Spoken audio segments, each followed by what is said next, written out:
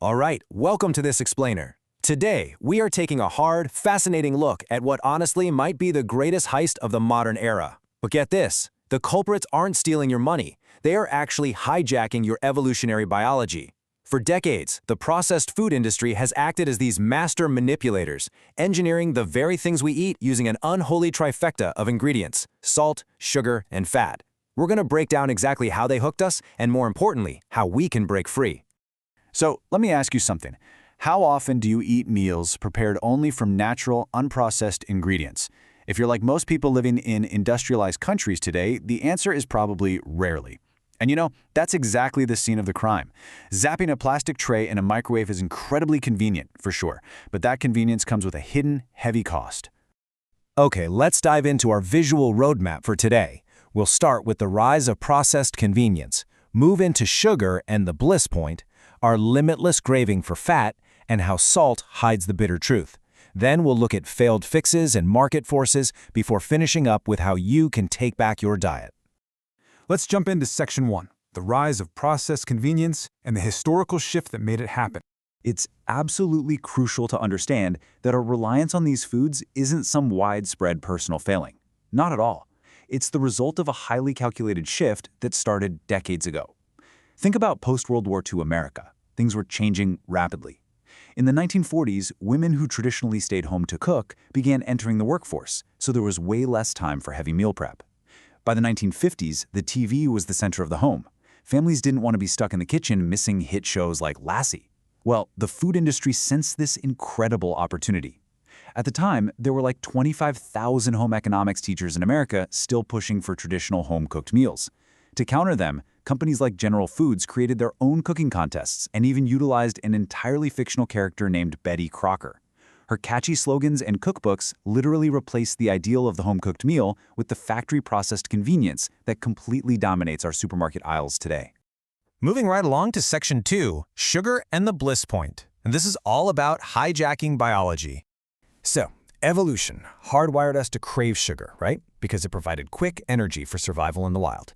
But our desire for sweetness actually has a natural limit, until we hit what's called the bliss point. The food industry spends millions calculating the exact threshold where our enjoyability peaks just before it becomes too overwhelming, and they engineer products to hit this specific point.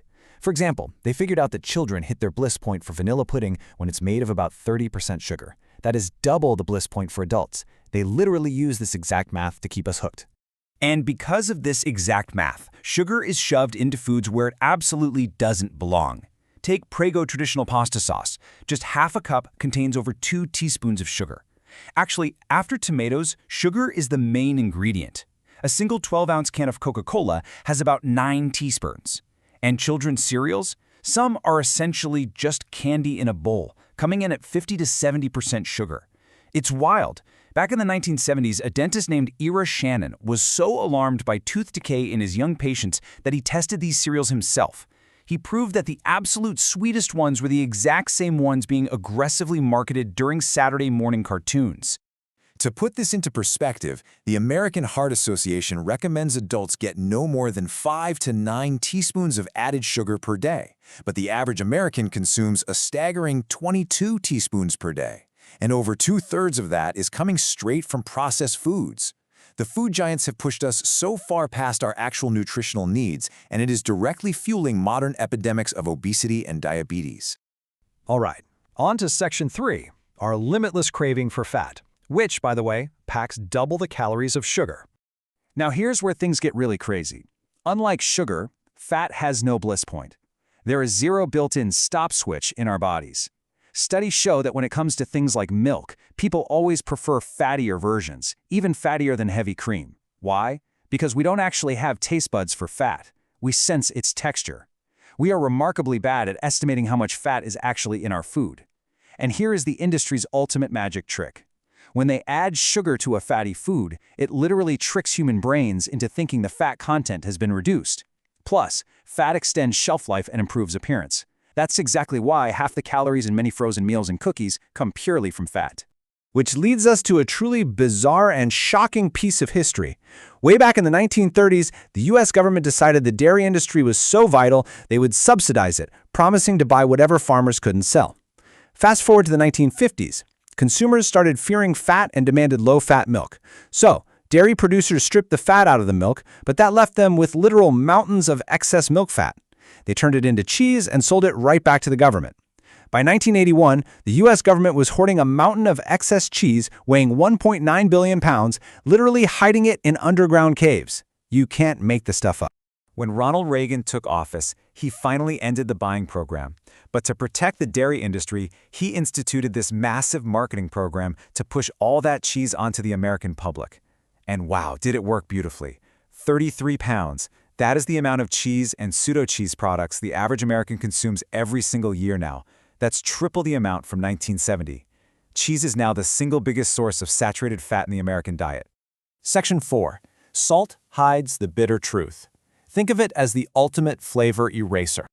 When the hypertension crisis hit hard in the 1980s, doctors told everyone to throw away their salt shakers.